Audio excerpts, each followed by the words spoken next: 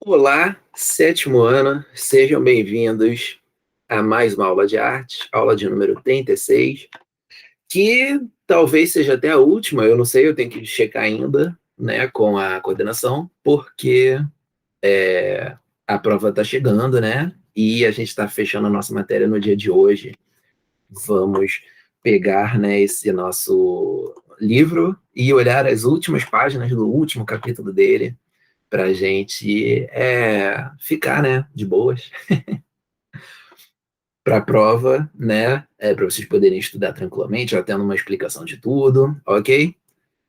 E é isso, né? Já estamos nesse clima de acabar, né? Então vamos logo rápido para a gente ficar mais tranquilo. Estou compartilhando aqui a tela. Começou. Ok. Então a gente estava falando sobre a arte inovar, né? E sobre a relação que a arte tem com a tecnologia. E aí, se ela tem uma relação com a tecnologia criou um novo outro tipo de forma de contar a história, que são os jogos, certo? Vocês jogam jogos e talvez vocês nunca tenham parado para pensar que aquele jogo ali também pode ser considerado arte. Porque se um filme, né, se um livro, se uma peça de teatro, eles usam aquele fato ali, aquele ato de você contar uma história para poder despertar emoções, né, sensibilidades, pensamentos, sensações e etc. na gente, e ele é considerado arte por conta disso, né? Então, um jogo que está fazendo vocês se emocionarem de alguma forma, ele também pode fazer isso, né? Principalmente os jogos que contam as histórias, eles vão ter ali algum tipo de emoção envolvida. Tem jogo que é conhecido assim por ter uma história bonita, por fazer as pessoas se emocionarem, etc. Principalmente jogo independente, esses jogos que não são feitos por grandes empresas, né? Porque os que são feitos pelas grandes empresas, eles muitas vezes eles só querem divertir você, dar uns tiros, botar uns bonecos para brigar, umas coisas assim, né? E os independentes, eles têm muito essa coisa do programador e do desenvolvedor ali do jogo ter um pouco de estar tentando se expressar artisticamente, né? Então, você tem essa característica aí, né, sempre envolvida, de você estar contando alguma história. Então, por isso, é muitas vezes considerado arte, né? Tem alguns especialistas que dizem que não é, alguns dizem que são, mas normalmente os que dizem que não é, eles estão falando isso só de preconceito mesmo. Inclusive, para você fazer um jogo, você envolve várias outras artes no caminho, porque você precisa fazer desenhos, escultura dos personagens ali em 3D, né? Atuação, porque vai ter alguém que vai gravar as falas e os movimentos de rosto dos bonecos, arquitetura, porque você vai construir ambientes ali dentro daquilo ali, né? Animação, música, enfim, várias e várias coisas. E além de tudo, os jogos eles ainda têm uma característica de ser super imersivo. O que é imersivo? É o que é envolvente, né? Vem da ideia de imergir. Quando você vai no mar, né? Você vai tomar banho de mar, que você entra dentro da água, isso é chamado de imergir, ou então submergir. Então, quando a gente diz que uma experiência é imersiva, a gente está falando de uma experiência dentro da qual você fica imerso, né? Que você entra de cabeça dentro dela, que nem você entra dentro do mar. Então, o jogo é assim. Ao contrário do cinema, que você está vendo os atores, né, os bonecos, se for animação, fazerem alguma coisa, você está simplesmente sendo um espectador daquilo ali. Quando você joga um jogo, você controla o boneco, você tem um controle que você faz um boneco andar para um lado, você faz o boneco bater, ou pegar um objeto, ou correr, ou qualquer coisa assim. E você, inclusive, pode tomar decisões pelo boneco. Alguns jogos que são mais focados em história, né? Você tem lá, sei lá, um boneco vira para você e fala: você quer namorar comigo? E aí você tem um botão para decidir que quer namorar, e um outro botão para dizer que não gosto de você, você é horrível. E um outro botão para dizer educadamente, tipo, olha, você é bem legal e tal, mas eu gosto de outra pessoa. Sei lá, alguma coisa nesse sentido. Então, você não simplesmente se emociona porque você vê um personagem decidindo alguma coisa para a vida dele. Você se emociona talvez mais ainda porque você sente que você é o boneco naquele momento que você está decidindo as coisas. Então eu quero namorar, eu não quero namorar. Eu quero ser grosso em relação a não querer namorar, ou eu quero ser suave, né, educado, sensível em relação a isso. Então, conforme as coisas vão acontecendo, né, aquele boneco ali vai virando um amigo seu, algo semelhante a isso, né? E você vai. Se acontece algo ruim com o boneco, você fica triste, né? Se acontece algo feliz, você fica feliz e por aí vai. Então, é uma característica que basicamente só o jogo tem. O teatro, a dança, algumas dessas formas de expressão aí que podem ser ao vivo, né? Performance e tal. Eles começam a botar um pouco dessa linguagem de botar o espectador no meio dela, né? Mas o jogo faz isso melhor do que ninguém, porque você encarna o personagem naquele momento. E aí, claro, a gente tem vários profissionais envolvidos, né? Então, vários profissionais vão ter um quê de arte no que eles estão fazendo, ou podem não ser tão artistas assim e estarem fazendo mais um trabalho técnico que os diretores, etc., ali do jogo vão estar utilizando para compor uma arte. Mais alguns dos casos, né? É interessante vocês saberem isso para prova e tal, é o game designer. Ele é o cara que faz o design ali dos bonecos, dos ambientes ali da coisa, né? Então ele está envolvido nessa etapa, ele aplica cores, texturas, compõe os cenários, né? Então ele pensa nos objetos em relação um ao outro, né? Ele tem que sacar um pouquinho de arquitetura, um pouquinho de corpo humano, as técnicas de desenho e ilustração e etc. É bem complexo, né? É uma carreira que exige muito aperfeiçoamento das pessoas sempre. O level designer é o cara que ele pensa as fases, as missões, os conteúdos que você pode explorar naqueles jogos que são de mundo aberto, né? Ele pensa quais são os objetivos a alcançar, quais são as etapas daquele jogo, né? Como você vai avançando dentro do jogo, e aí ele faz algo que é basicamente um roteiro que o jogador vai seguir, ou 1000 possibilidades de roteiro do jogador seguir quando é um jogo desses que propõe mais liberdade de escolha, né? Então, a partir do que o level designer pensar, que o game designer vai normalmente desenvolver ali os bonecos, os lugares, etc. E aí o sound designer é o cara que pensa as trilhas sonoras e os barulhinhos ali de dia a dia, né? Se você derruba uma coisa aqui, vou derrubar o caderno. Esse barulho precisa ser gravado para quando o boneco do jogo derrubar um caderno, ou vários cadernos juntos, ou um caderno junto de outras coisas, sei lá, você colocar aquele som ali rolando na hora e ficar parecido com o dia a dia. E aí, né, com a realidade virtual, tudo isso fica ainda mais imersivo, mais interativo, mais envolvente. E por isso a realidade virtual ela está sendo muito utilizada não apenas nos jogos, mas em outros tipos de arte, né? Já tem artistas utilizando essa linguagem e essas tecnologias para representar as outras coisas dentro das artes plásticas, dentro da performance, dentro do teatro, etc. Aí, atividades, né? É tão rapidinho que a gente vai fazer logo. Não vou nem pedir para vocês pausarem. Conectar o que cada um faz, né? O game designer é o profissional responsável pela elaboração das composições visuais do jogo. O sound designer é o profissional responsável pela expressão sonora. E o level designer é o profissional que elabora o roteiro para o jogador seguir ali dentro da hora, né? 2, leia o texto abaixo, assinale o falso. O falso é a terceira. As inovações revolucionárias são aquelas que não alteram a maneira como aplicamos uma tecnologia. Isso está errado, obviamente, né?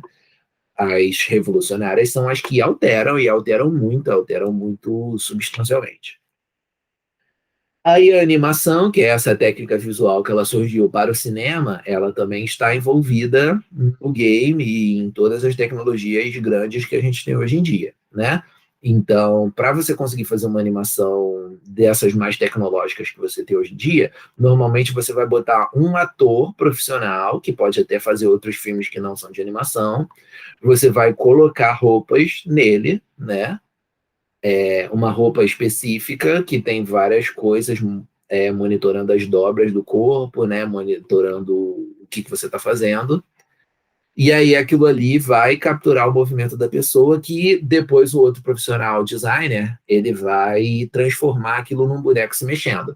Então, você consegue transformar uma pessoa normal num alienígena, você consegue transformar uma pessoa que está com essa roupa aqui numa outra roupa diferente, né, de computação e etc. Então, quanto mais a tecnologia está evoluindo, mais você tem tecnologias diferentes. A princípio, dentro da animação, a princípio a animação fazia, né, o famoso quadro a quadro, né, para você botar o boneco dando um soco, você faz o quê? Desenha o boneco assim, depois desenha o boneco assim, boneco assim, boneco assim, boneco assim, boneco assim, boneco assim, boneco assim, boneco assim, boneco assim, boneco assim. Quando você colocar todas essas imagens juntas, fez um soco. E aí, se você quiser fazer 2 horas de animação dos bonecos se mexendo e interagindo e conversando e mexendo o corpo e se batendo ou se beijando ou qualquer coisa que seja, você precisa desenhar quadro a quadro, eles fazendo cada coisa disso. Então, dá um esforço gigante, dá uma coisa enorme. Você precisa ter vários profissionais juntos, né, para que cada um desenhe ao longo de um dia, sei lá, 20 artes diferentes, e aí você consiga juntar essas artes todas para fazer uma coisa só. Com o tempo, você foi colocando ainda mais quadros dentro de cada segundo de desenho para ficar ainda cada vez mais complicado, né? E ficar mais fluido o movimento. Em vez de você fazer o boneco fazendo assim, você quer ver o boneco dando soco tudo de uma vez, para que fique mais realista. Então, isso foi ficando complexo também. E aí, depois envolveram o motion capture, que é essa palavra em inglês, né, que representa esse movimento assim, e a arte digital como um todo, né, para você conseguir fazer animações com mais facilidade, digamos assim, porque você não precisa desenhar movimento a movimento, você cria um boneco dentro de um programa de computador e aí você manda soco, aí o boneco já faz. Então a coisa fica mais fácil de fazer, às vezes, ou ela fica ainda mais complexa porque você tem que deixar, porque você usa isso para fazer aquilo ali muito realista. Então, quando você pega um boneco de animação de um filme, desses grandões aí que usam muito essas técnicas, sei lá, os filmes lá dos Vingadores, né? O Thanos. O Thanos, a gente vê uma animação ali, parece que foi feita totalmente de animação, mas teve um ator que interpretou todas as falas do Thanos, que fez todos aqueles movimentos do Thanos e alguém transformou ele naquele bicho roxo. Esse ator, né, ele foi usado para que você tenha um movimento mais humano dentro do que o Thanos está fazendo. Se você quisesse, você podia ter feito o Thanos completamente no computador, mas aí talvez o rosto dele não se movesse de uma forma muito artificial e não exatamente como um ser humano se move, sabe? Então a gente ia olhar para o Thanos ali dentro do cinema e a gente ia achar ele meio esquisito, sabe? Ia ficar a sensação de que é um boneco, não de que é uma pessoa, e aí nas horas que o Thanos precisasse ficar emocionado ou interagir com os outros personagens, ficar nervoso, qualquer coisa assim, a gente não. Aquilo ali ia incomodar a gente não ia conseguir se emocionar da mesma forma com o filme, sabe? Então, ao mesmo tempo que o motion capture ele pode tornar, e toda a animação 3D no geral, né? Eles poderiam tornar mais fácil você fazer o cinema do que simplesmente você fazer animação desenhando pedaço a pedaço, como era feito com mais frequência anteriormente. Essa tecnologia também elevou a capacidade da gente fazer algo mais realista, né? E aí, se você estiver tentando fazer algo tão realista assim, acaba sendo mais complexo ainda do que você fazer uma animação quadro a quadro. E aí o livro também lembra a gente, e é bastante interessante, que a gente tem animação pra caramba no Brasil. O Brasil é um dos países que mais produzem animação hoje em dia. E a gente acaba não vendo essas animações, a gente acaba vendo coisas de outros países, né? Mas talvez vocês conheçam algumas das nossas animações mais conhecidas, né? A gente tem animação da Turma da Mônica, A gente tem o Meu Amigãozão, que é conhecido mundialmente. A gente tem o Historietas Macabras, que é um desenho que até virou filme, né? Passa no Cartoon Network, não sei se vocês têm. Enfim, nós temos vários desenhos assim, feitos por brasileiros. A gente tem esse filme aqui também, O Menino e o Mundo, que concorreu ao Oscar de melhor animação, né? E é brasileiro, totalmente feito no Brasil. A primeira animação totalmente feita em computador da história é o Toy Story, que é americano, mas junto dele estava sendo feito um filme no mesmo sentido aqui no Brasil, chamado Cassiopeia. O Cassiopeia, na verdade, ele ia terminar até antes, mas é que teve um problema ali de um incêndio dentro do estúdio, uma coisa assim. Aí o Toy Story acabou sendo o primeiro. Mas tem até gente que fala que o Toy Story não é o primeiro, porque ele ainda usou bonecos de massinha para dar base para os personagens, né? Enquanto que o Cassiopeia brasileiro não teve isso, ele foi direto no computador, né? Então, de alguma forma, o Brasil é pioneiro nessa parada da animação de computador e até hoje está marcando muito com filmes como esse do Menino Mundo. Esse Menino Mundo, ele usa várias técnicas diferentes para pintar ali o desenho, né? Então, lápis de cor, giz de cera, colagem, pinturas, tudo isso para compor essas telas, e aí, quadro a quadro, elas dão origem a um desenho. Esse filme aqui é uma coisa super interessante também, né? Com Amor Van Gogh, é animação, mas é animação para adulto. Não no sentido de que seja pesada a história, de ter sexo, violência, coisa assim, mas no sentido de estar falando sobre um pintor antigo, uma coisa que criança não se interessa tanto, mas pode se interessar, né? Mas é a vida ali do cara. Mas o que é interessante desse filme é que o Van Gogh era um pintor, então eles decidiram que o filme tinha que ser uma pintura. Todo o movimento ali que é feito da animação, ele é feito por um pintor profissional, que eles fazem as coisas ali imitando a forma como o Van Gogh pintava, né? Então você precisou 125 artistas durante anos ali, né? Pintando quadro após quadro após quadro, até a gente ter 65 mil quadros. Imagina pintar. Imagina você fazer uma pintura, né? Você chegar e eu quero desenhar o meu pai, a minha mãe, sei lá. Aí ele senta ali, você pega um quadro, você fica olhando para ele e fazendo uma pintura, olhando para ele e fazendo a pintura. E não demoraria horas para você fazer isso, que o teu pai e a tua mãe ia até ficar de saco cheio de esperar você fazer aquela pintura.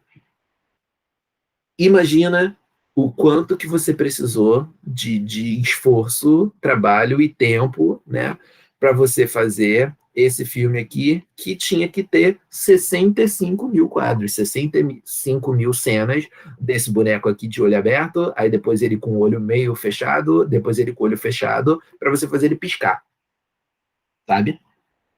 Então o resultado ficou muito bonito, esse filme é muito legal.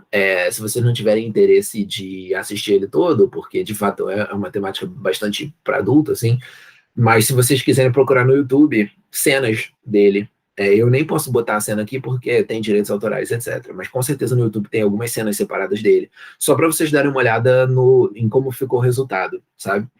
Então, é bem legal o que foi feito aqui, né? A animação ela consegue fazer coisas bem interessantes e foi uma baita homenagem para esse pintor aí que é o Van Gogh, no qual o filme é baseado, ok? E a gente também tem o Flipbook, que é aquele tipo de animação que qualquer um consegue fazer em casa, inclusive vocês, e eu recomendo porque é bem interessante. Você pega um caderno, ou se você não tiver caderno, várias folhas, né? E aí você faz diferentes desenhos, né?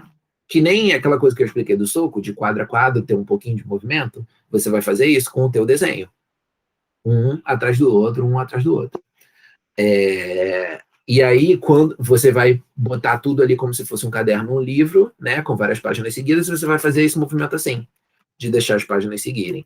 Quando você olhar aquilo ali, vai ter um movimento. Então, você vai conseguir contar uma pequena história, mostrar um pequeno desenvolvimento ali dos bonecos, dos personagens, e todas essas coisas, ok? E com isso, eu acho que nós terminamos a nossa aula, né? Essa parte aqui não precisa, porque são os detalhes de como criar a animação. E é isso. Nós terminamos a nossa apresentação, terminamos também o nosso livro, né? Então, com isso, se a gente tiver aula próxima semana, vai ser só revisão, ok? De qualquer forma, eu já deixo um abraço para vocês, desejo de bom final de ano, né? De boas férias, porque caso não tenha a próxima aula, eu não deixei de falar, né? Mas a gente se vê por aí. Não sei se ano que vem ou se esse ano. Espero que aí todo mundo esteja no presencial, né? Para a gente poder conversar melhor e se ver. Isso se eu ficar no colégio, porque eu nem tenho certeza, né? Porque eu estava como substituto. Então, de qualquer forma, um abraço para vocês. Foi um prazer estar com vocês até agora. E é isso, ok? Tchauzinho. Até.